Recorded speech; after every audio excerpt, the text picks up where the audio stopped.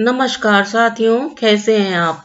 रामायण में दशरथ की 3 रानियों में कैकेयी का चरित्र समस्त संसार में माता के रूप में कम बल्कि निर्दयी निष्ठुर विमाता के रूप में जाना जाता रहा है।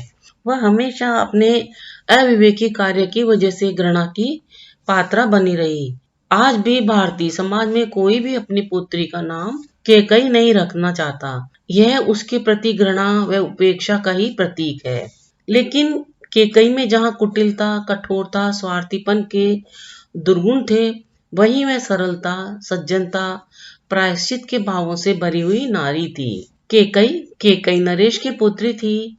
वह बहुत ही रूपवती और गुणवती थी। राजा दशरथ की 3 रानियों में से कैकेयी उनकी प्रिय रानी थी। प्रारंभ में तो कैकेयी के चरित्र में ममतामयी माता के गुण दृष्टिगोचर होते हैं, किंतु दासी मंथरा द्वारा उसे स्वार्थ तथा भेदभाव की ओर प्रेरित किया जाता है। तो सबसे पहले तो कैकेयी मंथरा को दूर हट जा, तू दूर हट जा, मेरी दृष्टि से निर्बोध तू दूर हट जा, तू इस रस में विष मत घोल, यह कहकर वह उसे बहुत डांटती है, फटकारती है। परंतु मंथरा की विषैली बातों के जाल में फंसकर कैकेयी ने अपने प्राण प्रिय पुत्र राम के लिए आखिर 14 वर्ष का वनवास तथा अपने सगे पुत्र भरत के लिए अयोध्या का राज सिंहासन मांग ही लिया।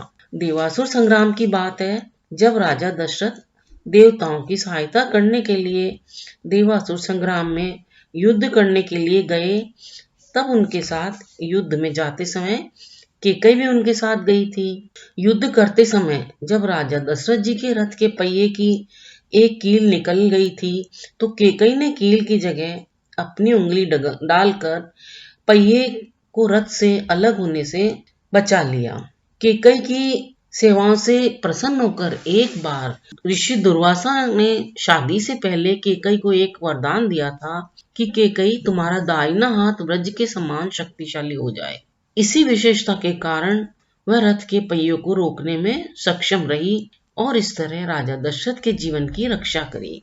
कैकेयी के इस साहसपूर्ण कार्य से प्रसन्न होकर राजा दशरथ जी ने उसे उसी समय 2 वर मांगने को कहा था। उस समय तो कैकेयी ने कहा कि वह इन 2 वर को समय आने पर मांग लेगी। वही 2 वर उसने मांगने के लिए राम के राज्याभिषेक का समय चुना। वर प्राप्त करने की जिद में वह कोप वन में जाकर उठकर बैठ गई। दशरथ जी के लाख मनाने पर भी वह अपनी बातों पर अड़ी रही और कठोरता पूर्वक राम को वनवास भेजकर ही शांति पाई है। लेकिन राम के वनवास चले जाने के बाद राजा दशरथ उनके पति की मृत्यु हो जाने पर कैकेयी अपने किए पर बहुत दुख व पश्चाताप से भर उठती है।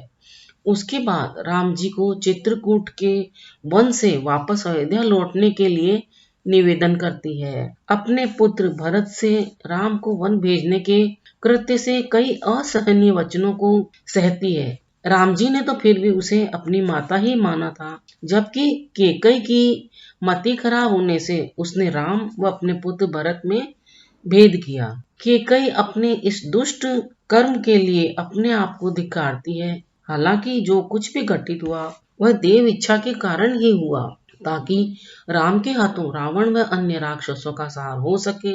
आज भी कैकेयी राम कथा के नारी पात्रों के बीच एक महत्वपूर्ण स्थान रखती है।